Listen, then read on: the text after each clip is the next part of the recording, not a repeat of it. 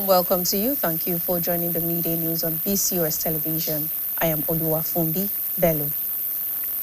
President of the Senate, Godswill Akpabio, said that Parliament was established to serve the people and not to shut them out of the democratic process. Speaking at the opening of the National Assembly Open Week in Abuja, Akpabio said the legislature belongs to Nigerians whose votes made its existence possible. The Senate President said Parliament does not belong solely to elected lawmakers, but to the millions of Nigerians whose votes and expectations gave it the mandate and purpose. He stressed that the National Assembly was created to promote public participation in governance. The Senate President urged Nigerians to actively engage with lawmakers, adding that constructive criticism and public participation would help make Parliament more effective. Chairman of the Independent National Electoral Commission, INEC, Professor Joash Amupiton, SAN, has appealed to the Revenue Mobilization Allocation and Fiscal Commission, RMAFC, for increased and sustained funding, improved staff welfare, as well as greater investment in electoral infrastructure ahead of the 2027 general elections. Professor Amupiton made the appeal during a courtesy visit to the chairman of the RMFC, Dr. Mohammed Shehu, in Abuja, saying the engagement was aimed at strengthening collaboration between the two federal agencies. According to a statement issued and signed by the Commission's Director of Voter Education and Publicity, Mrs. Victoria Etta Messi, INEC's responsibilities beyond conducting elections include continuous voter registration and registration of political parties, making adequate funding critical to the Commission's operations. Professor Amupiton also called for improved welfare packages for INEC staff, warning that inadequate remuneration had contributed to the loss of experienced personnel through migration. In his response, the chairman commended INEC for maintaining consistency in the conduct of elections since 1999 and pledged the Commission's support towards ensuring credible elections in 2027. Families of freed victims of the May 15 attacks in Owerri local government area turned the premises of Lautech Teaching Hospital, Ogbomoso, to an arena of praises and jubilation as they received their relatives yesterday. While they were excited, some of them burst into tears of joy. BCOS correspondent in Ogbomoso, Aderemi Akomo, was at the tertiary medical facility during the handing over. His report is presented by staff reporter Bimbo Akombi. 25 freed victims of the deadly attacks of Olile reunited with their families on Tuesday evening around 7:20 p.m. at the Ladoke Akintola University of Technology Lautech Teaching Hospital, Ogbomoso. It was an atmosphere of jubilation and praises at the PAED ward of the hospital, where families were receiving their children after they were away from their homes for almost 2 months following their abduction on May 15, 2026. It will be recalled that the victims, after regaining their freedom on Friday, July 10, were conveyed to the Odogbo Cantonment Medical Center and Hospital, Ojo, Ibadan, for medical attention, and were later handed over to the Oyo State Governor, Engineer Seyi Makinde, on Monday, July 13. Led a government delegation while covering the Fumilayoids Sunday, were enthusiastic while fielding questions from journalists after receiving their relatives, commending the state and federal governments alongside security operatives over the release of their loved ones. Emmanuel Amadou Manu Abdusalam Amadou Meji Asabu Kristana Amadoka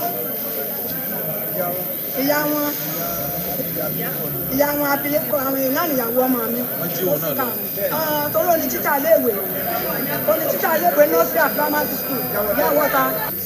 ọmọ mi nígbà tí wọ́n ń kó àwọn bọ̀ nínú igbó àwọn wà nínú mọ́tò òun rí mi ta òun wà ń gbóyún pé àwọn ọmọ ológun ní mo ní mo dúpẹ́ torí ó tiẹ̀ tún dá mi mọ̀ ìgbà tí mo wọlé ń bì mo ń kó wò káàkiri báyìí àṣọ ti rí mi ó ti wá fò mọ́ mi.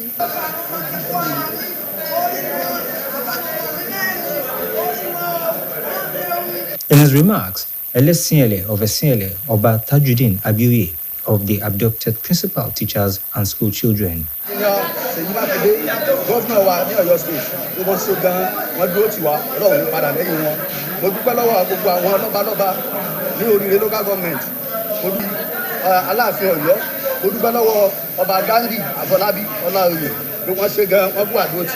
Efforts to speak with the husband of the freed principal, Professor Wole Alamu, proved abortive as he declined to grant interviews. Even his wife too could not attend to journalists. Narrating their ordeal, Fatima Jimoh Aguti died before the end of the week. BCOS TV is now on Nigeria TV app. You can watch us from many parts of the world. You can also reach us on GoTV channel 134 and channel 113 on Star Times. And now before I go, security is everyone's business. If you see something, say something. And that ends the media news. Thank you for staying with us. Good afternoon.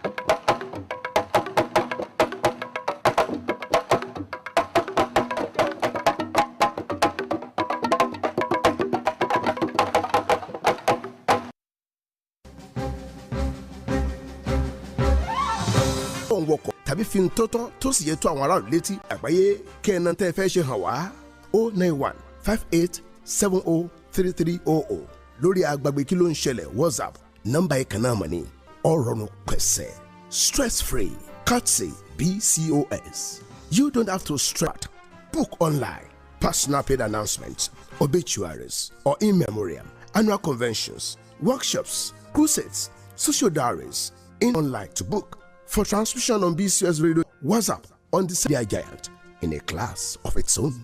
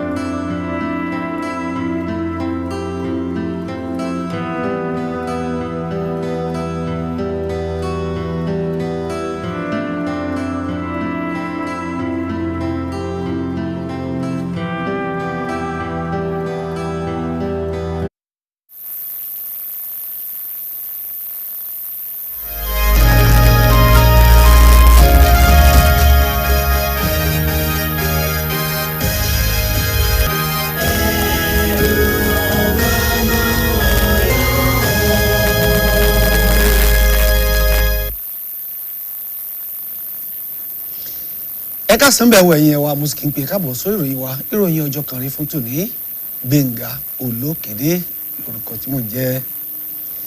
Alága àjọ elétò ìdìbò nílẹ̀ INEC ọ̀jọ̀gbọ́n Joas Àmúpìtàn ti ṣàlàyé pé owó tí àjọ náà ná lórí ìbò àwọn gómìnà ju owó tí ó ná lórí ìbò ààrẹ àti àwọn ọmọ ilé aṣòfin àpapọ̀ ilẹ̀ yìí lọ, tí ó sì rọ ìgbìmọ̀ tó rí sí ọ̀rọ̀ owó pínpín nílẹ̀ Nàìjíríà láti fi owó kún owó àjọ INEC ṣáájú ètò ìdìbò tí yóò wáyé lọ́dún 2027.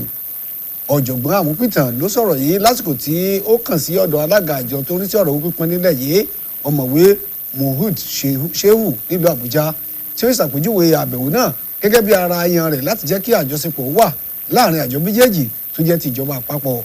Nínú àtẹ̀jáde tí àjọ INEC náà fi síta lójoojúmọ́ ló ṣàlàyé pé òfin ilẹ̀ yìí ló pa á ní dandan fún un láti mójútó ètò ìdìbò ààrẹ, igbákejì ààrẹ, àwọn ọmọ ilé aṣòfin àgbà, àwọn gómìnà, àwọn ilé aṣòfin ìpínlẹ̀ àti ìjọba ìbílẹ̀ tó wà ní olúlo ilẹ̀ wa Àbújá. Bákan náà kí ó sì máa mójútó ètò ìfikùnlukùn pẹ̀lú àwọn olùdìbò ní gbogbo ìgbà tí ó fi mọ́ tàwọn ìforúkọsílẹ̀ àwọn ẹgbẹ́ òṣèlú. Ààrẹ ilé aṣòfin àgbà nílẹ̀ wa Godswin Akpabio ti ní aṣèdásílẹ̀ ilé aṣòfin láti ṣiṣẹ́ sin àwọn ènìyàn ni o, kì í ṣe láti má sì jẹ́ kí wọ́n kópa nínú ìlànà ètò ìjọba àwarawa. Nílùú Àbújá ló ti sọ̀rọ̀ yìí lásìkò tó ń ṣíde ọ̀sẹ̀ ilé aṣòfin àpapọ̀ ilẹ̀ wa. Akpabio ní àwọn ọmọ orílẹ̀-èdè yìí ni wọ́n ní ilé aṣòfin o, nítorí pé ìbò wọn ló jẹ́ kí ilé aṣòfin náà kó wà. Ààrẹ ilé aṣòfin àgbà sọ pé ilé aṣòfin kò wà fún àwọn aṣòfin tí wọ́n dìbò yàn nìkan, bí kò sí fún ẹgbẹ̀lẹ́gbẹ̀ àwọn ọmọ orílẹ̀-èdè yìí tí wọ́n fi ìbò wọn hàn, èyí tó jẹ́ kí èròǹgbà rẹ̀ kó bàa lè jọ. Ó wá tẹnumọ́ pé ilé aṣòfin àpapọ̀ ilẹ̀ yìí ni wọ́n sì dá sílẹ̀ láti mú àgbéga bá ìkópa aráàlú nínú ètò ìṣèjọba. Ààrẹ ilé aṣòfin àgbà wá rọ àwọn ọmọ orílẹ̀-èdè Nàìjíríà pé kí wọ́n mọ báwọn aṣòfin sọ̀rọ̀ pọ̀ ó ní ṣíṣe àríwísí èyí tó yẹ àti kíkópa aráàlú yóò jẹ́ kí ilé aṣòfin kó túbọ̀ máa ṣe ohun tó yẹ láwùjọ wa. Àwọn mọ̀lẹ́bí àwọn èèyàn tí wọ́n gba ìtúsílẹ̀ nínú ìkọlù ọjọ́ 15 oṣù karùn-ún ọdún yìí níjọba ìbílẹ̀ Oríire ti sọ gbàgede ilé ẹ̀kọ́ṣẹ́ ìṣègùn LAUTECH nílùú Ògbómọ̀ṣọ́ di ibùdó ìyìn àti ijó bí wọ́n ṣe ń tẹ́wọ́ gba àwọn èèyàn wọn lánàá òde yìí. Inú wọn dùn débi pé ìṣe ni àwọn kan bẹ̀rẹ̀ sí la omi lójú. Aṣojú iléeṣẹ́ wa BCOS nílùú Ògbómọ̀ṣọ́ Adérẹ̀mí Àkànmú wà ní ibùdó ẹ̀kọ́ṣẹ́ ìṣègùn náà lásìkò tí wọ́n ń fa àwọn èèyàn náà lé àwọn mọ̀lẹ́bí wọn lọ́wọ́. Ìròyìn rẹ̀ ẹ bá mi kà lọ. 25 nínú àwọn tó faragbá nínú ìkọlù Oríire ni wọ́n ti fà lé àwọn mọ̀lẹ́bí wọn lọ́wọ́ láago 7:20 nírọ̀lẹ́ ọjọ́ Ìṣẹ́gun nílé ẹ̀kọ́ṣẹ́ ìṣègùn LAUTECH nílùú Ògbómọ̀ṣọ́. Níṣẹ́ làwọn èèyàn náà ń fò fáyọ̀ tí orin yìí sì ń gbẹnu wọn ní wọ́ọ̀dù Pahid nílé ìwòsàn náà, ibi tí àwọn mọ̀lẹ́bí ti ń gba àwọn ọmọ wọn lẹ́yìn tí wọ́n fi ilé sílẹ̀ fún bí oṣù méjì nítorí ìjínigbé tó wáyé lọ́jọ́ 15 oṣù karùn-ún ọdún yìí. A ó rántí pé lọ́jọ́ Jímọ̀ ọjọ́ 10 oṣù keje ni àwọn èèyàn náà gba ìtúsílẹ̀ tí wọ́n sì kó wọn lọ sílé ìwòsàn ọmọ ológun tó wà ní Òdògbó Ọjọ́ nílùú Ìbàdàn lọ́jọ́ Ajé ọjọ́ 13 oṣù keje ọdún yìí pẹ̀lú àṣẹ látọ̀dọ̀ ìjọba ìpínlẹ̀ Ọ̀yọ́. Kọmíṣánná tó wà fọ́rọ̀ ètò ẹ̀kọ́ ní ìpínlẹ̀ yìí Ọ̀rẹ́bù Olúṣẹ́gun Ọláìwọlá ló léwájú ikọ̀ ìjọba láti kó àwọn èèyàn náà lọ sílé ẹ̀kọ́ṣẹ́ ìṣègùn LAUTECH fún ṣíṣe ètò ìlera tó péye fún wọn nírọ̀lẹ́ ọjọ́ Ajé. Arábìnrin Fúnmiláyọ̀ Òjó tóun ní ẹbí 5 nínú àwọn tí wọ́n tú sílẹ̀, arábìnrin Grace Òjó àti arábìnrin Agnes Sunday, wọ́n fi ìdùnnú wọn hàn, wọ́n sì kan sáárá síjọba ìpínlẹ̀ àtijọba àpapọ̀ pẹ̀lú àwọn òṣìṣẹ́ aláàbò fún iṣẹ́ takuntakun tí wọ́n ṣe láti jẹ́ kí àwọn èèyàn wọn gba ìdáǹdè. Emmanuel ọmọ ọdún 5, Abdulsalam ọmọ ọdún 2 àtààbọ̀, Christiana ọmọ ọdún 1. ìyá wọn abilékọ àwọn èèyàn níyàwó ọmọ mi torí oní títà léèwé nursery and primary school yàwọ́ta. ọmọ mi nígbà tí wọ́n ń kó àwọn bọ̀ nínú igbó, àwọn wà nínú mọ́tò, òun rí mi ta, òun wà ń gbóyún pé àwọn ọmọ ológun ní mo ní mo dúpẹ́ torí ó tiẹ̀ tún dá mi mọ̀ ìgbà tí mo. Nínú ọ̀rọ̀ ti ẹlẹ́sìn ẹ̀lẹ́ ti ẹ̀sìn ẹ̀lẹ́, ọba Tajudeen Abioye tó náà wà nílé ìwòsàn náà fi ìdùnnú rẹ̀ hàn fún àṣeyọrí tó ṣokùnfà títú ọ̀gá ilé ẹ̀kọ́ àwọn olùkọ́ àti àwọn akẹ́kọ̀ọ́ náà sílẹ̀. Ṣèyí Mákindé gómìnà wa ní Ọ̀yọ́ state tó wọ́n ṣe gan-an wọ́n dúró tì wá Ọlọ́run ló padà lẹ́yìn wọn. Mo dúpẹ́ lọ́wọ́ gbogbo àwọn lọ́balọ́ba ní Oríire local government. Mo dúpẹ́ lọ́wọ́ kábíyèsí Olúgbọ́n. Mo dúpẹ́ lọ́wọ́ kábíyèsí Ògbétu. Mo dúpẹ́ lọ́wọ́ kábíyèsí Aláàfin Ọ̀yọ́. Mo dúpẹ́ lọ́wọ́ ọba Ghandi Àfọlábí. wọ́n jí gbé ọ̀jọ̀gbọ́n Wọlé Àlàmú sọ̀rọ̀ ló já sí pàbó nítorí pé ó kọ̀ láti bá àwọn oníròyìn sọ̀rọ̀. Bákan náà ni ìyàwó rẹ̀ náà kò bá àwọn oníròyìn sọ ohunkóhun. Barakat Abioye ni àwọn ń jẹ. wọ́n náà yìí lé lọ́n fi náà yìí. ilé ẹ̀kọ́ sáyẹ́nsì. ẹ̀yin wa ẹ lè rí móhùnmáwòrán iléeṣẹ́ wa BCOS wò lójú òpó ayélujára Naija TV ẹ tún lè darapọ̀ mọ́ wa lórí ẹ̀rọ